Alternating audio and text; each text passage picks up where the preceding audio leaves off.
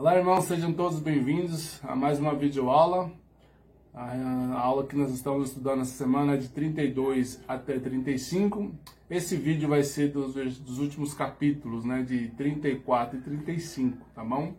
E antes de mais nada, se inscreva no canal, compartilhe com os amigos, né, deixe seu like e ative o sininho para você receber as notificações dos próximos vídeos, tá bom, irmãos?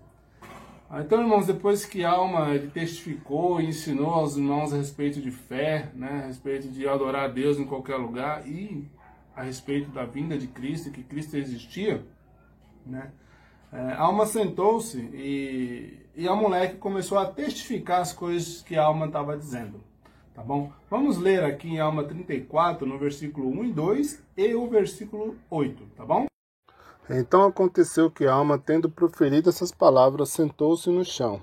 E a moleque levantou-se e começou a ensinar-lhes, dizendo: Meus irmãos, penso ser impossível que ignoreis as coisas que foram ditas concernentes à vinda de Cristo, que ensinamos ser o Filho de Deus. Sim, sei que estas coisas vos foram amplamente ensinadas antes de vosso afastamento de nós.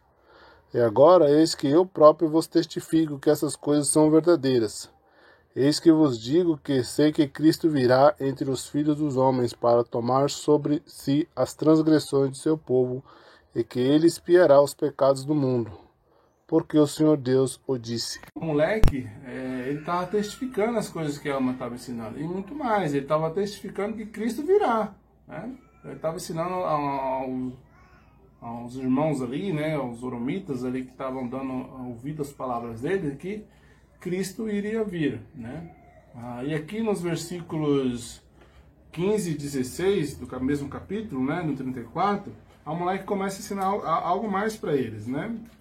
E a moleque diz o seguinte: e assim ele trará salvação a todos os que acreditarem em seu nome, né? Então, todos ali, eles deveriam acreditar no nome de Cristo. Por quê? Porque isso vai trazer salvação para todos aqueles que creem em Cristo. Ele continua: sendo a finalidade deste último sacrifício, manifestar as entranhas da misericórdia, a qual sobrepuja a justiça e proporciona aos homens meios para que tenham fé para o arrependimento. Ou seja, né, as pessoas elas precisavam se arrepender, né, mudar o seu comportamento, que era o caso deles ali. Para quê? Para que a misericórdia pudesse atuar neles, né? Porque a misericórdia só vai ser dada ao verdadeiro penitente, aquele que se arrepender, que mudar seu comportamento, que começar a guardar os mandamentos de Jesus Cristo. E assim a misericórdia atuará sobre esse penitente, tá bom? E no 16 diz o seguinte: e assim a misericórdia pode satisfazer as exigências da justiça e envolve-os nos braços da segurança. Enquanto que aquele que não exerce fé para o arrependimento está exposto às exigências de toda a lei da justiça. Portanto, apenas para o que possui fé para o arrependimento tem o efeito o grande e eterno plano de redenção. Então, nota, irmãos, que não adianta as pessoas acharem que elas podem se arrepender, deixar isso para o último dia, enfim, né? Que aí pode ser tarde demais. Então, a justiça, ela vai cobrar tudo que lhe pertence. Então, a misericórdia, ela não pode roubar a justiça, e nem vice-versa. Então, a misericórdia, ela vai atuar quando realmente houver arrependimento, houver mudança, comportamento e vivência dos mandamentos de Deus. E aí a misericórdia, ela pode satisfazer as exigências da justiça. Por quê? Porque Jesus Cristo, ele pagou por os nossos pecados.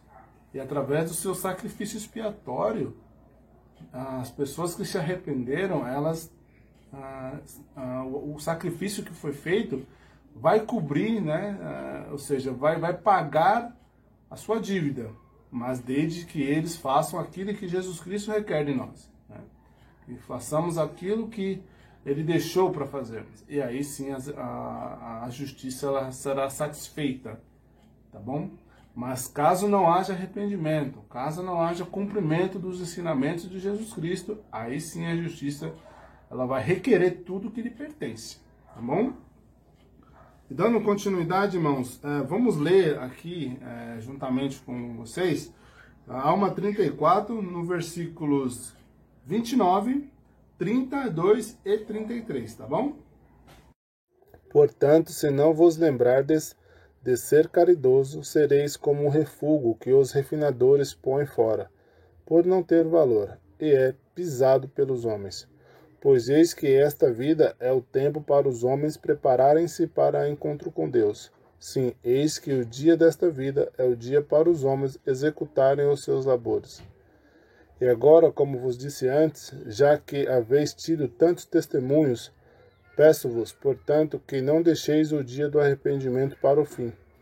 Porque depois deste dia de vida que nos é dado, a fim de nos prepararmos para a eternidade, eis que, se não fizermos melhor uso de nosso tempo nesta vida, virá a noite tenebrosa, durante a qual nenhum labor poderá ser executado.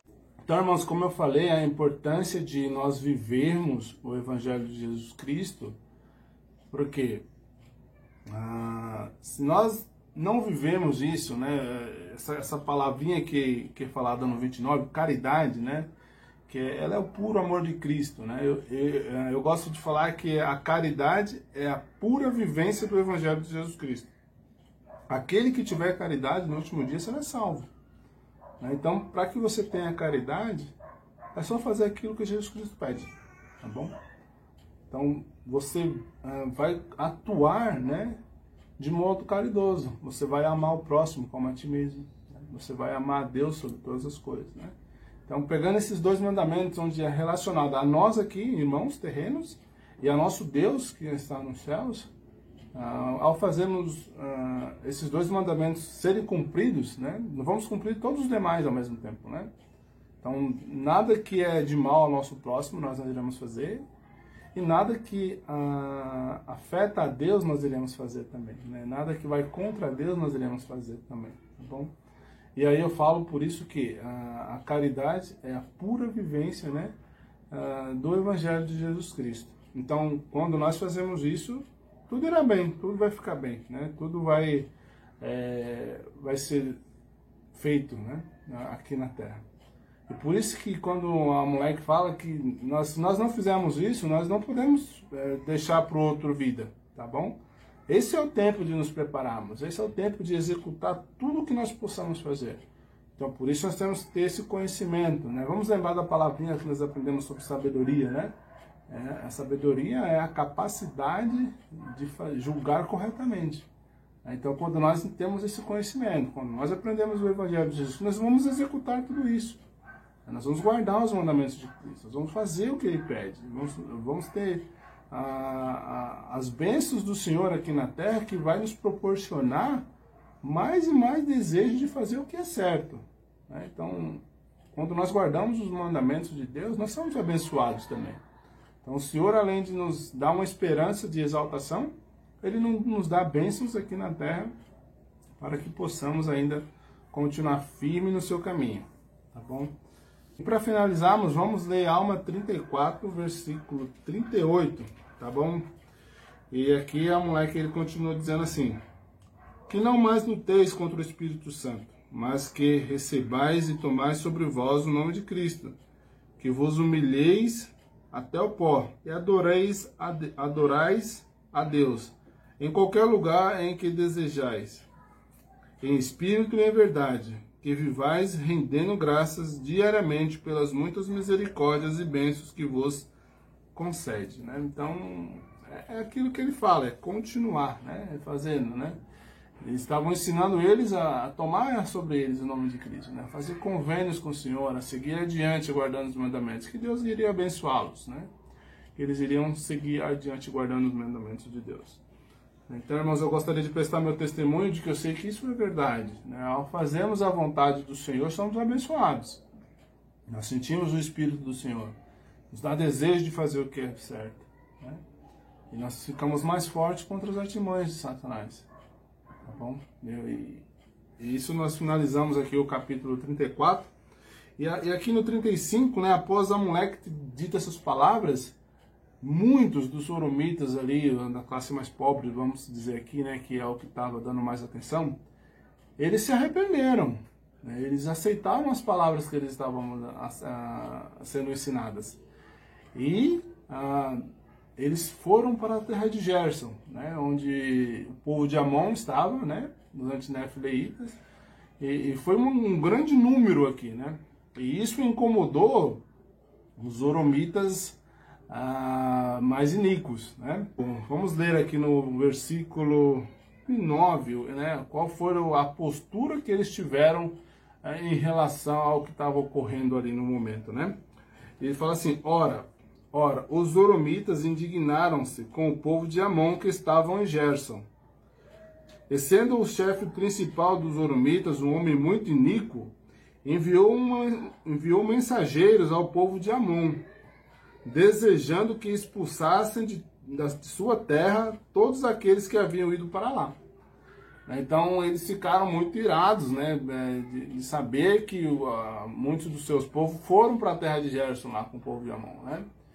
E eles mandaram uns mensageiros lá para falar para expulsar eles de lá, né? Para tirar os zoromitas que foram para lá. Mas olha só para você ver qual foi a postura do povo de Amon, né? Mesmo com toda essa insistência, né, de Zoran, né, vamos dizer, do principal do chefe deles, né, em relação aos zoromitas para tirar eles de lá. Olha só o povo de Amon que aconteceu. E proferiu muitas ameaças contra eles. Isso aqui Zoran proferindo muitas ameaças a eles, né? O povo de Amon, porém, não teve medo de suas palavras, portanto, não os expulsou, mas recebeu todos os zoromitas pobres que foram ter com eles, e alimentou-os, e vestiu-os, e deu-lhes também terras para sua herança, e auxiliava-os de acordo com suas necessidades. Então, olha só como foi a recepção desses irmãos que se arrependeram, né, e voltaram a Cristo, do povo de Amon, né? Então eles não se importou com as ameaças, com o que estava falando Zoran, eles não se importaram com isso, muito pelo contrário, né? Eles vestiu eles alimentaram eles, deram terra para eles habitarem, né? Então tudo isso o povo de Amon fez para aqueles irmãos que se arrependeram, né? E com isso, né, sabendo disso, os zoromitas iníquos, eles ficaram revoltados, muito irados com o povo de Amon. Tanto que eles foram e se aliaram aos lamanitas, para se juntarem para guerrear contra o povo de Amon. E aqui no capítulo 35, né, no versículo 11, e assim os zoromitas e os lamanitas começaram a preparar-se para guerrear contra o povo de Amon e também contra os nefitas, né? Então, eles começaram a se unir, preparar para guerrear. Você vê como as pessoas que se afastam de Deus, nós comentamos isso aqui em aulas passadas, quando as pessoas se afastam de Deus, o coração fica tão duro, né? Tão duro, que dá espaço a grandes iniquidades, né? E mais, as pessoas ao redor acabam sendo contaminadas por essas pessoas, né? Então, os lamanitas aqui acabaram sendo influenciados pelos zoromitas para guerrear contra os nefitas. E aí no versículo 13, o povo de Amon partiu da terra de Gerson e dirigiu-se à terra de Meleque, e deu lugar na terra de Gerson aos exércitos dos nefitas, para que pudessem lutar com os exércitos dos lamanitas e os exércitos dos zoromitas. E assim, o 18º ano do governo dos juízes, iniciou-se uma guerra entre os lamanitas e nefitas, e um relato dessas guerras será feito adiante. Então, irmãos, há uma moleque, né, e todos os outros que estavam com eles tiveram um grande êxito ali, né, de trazer muitas almas ao rebanho do Senhor novamente. Claro que grande parte ali ainda no orgulho, né, que estavam e da iniquidade que viviam, não quiseram receber as palavras de alma e seus companheiros. De modo que houve essa guerra que nós vamos comentar nas aulas mais para frente, tá bom? Mas eu gostaria de dizer para vocês que aqueles que se arrependeram e buscaram fazer a vontade do Senhor, eles foram abençoados, como os Oromitas, né? Olha quantas bênçãos eles receberam, um lugar para eles viver. Eles eram rejeitados, eram expulsos de suas sinagogas, enfim, eles eram desprezados. E ao arrepender, olha como as bênçãos do Senhor foi vindo. Ganharam lugar, né? Tiveram mais conhecimento, né? Estavam protegidos, né? pelos exércitos dos nefitas. Então tudo isso o Senhor já proporcionou de bênçãos só porque eles ouviram as palavras de Alma e Amaleque e seus companheiros. As bênçãos começaram a ser mais imediatas para eles, né? Então o Senhor, ele não deixa se escarnecer, irmãos. Ele ouve nossas orações. Em qualquer lugar onde nós estivermos, nós podemos orar ao Senhor. E Ele vai nos abençoar. Ele vai nos proteger. Ele vai nos dar paz. Que era isso que aqueles irmãos estavam precisando. E de modo que eles foram felizes, né? Presto meu testemunho de que o Evangelho de Jesus Cristo, ele proporciona isso. Ele proporciona esperança, paz, alegria e exaltação no mundo futuro. Cristo vive e essa é a tua igreja, irmãos. Obrigado por participar da aula. Deixe seus comentários, deixe seu like, compartilhe com os amigos, se inscreva no canal. Eu sei que juntos nós podemos aprender mais e nos fortalecer contra as artimanhas de Satanás. Forte abraço e até a próxima aula.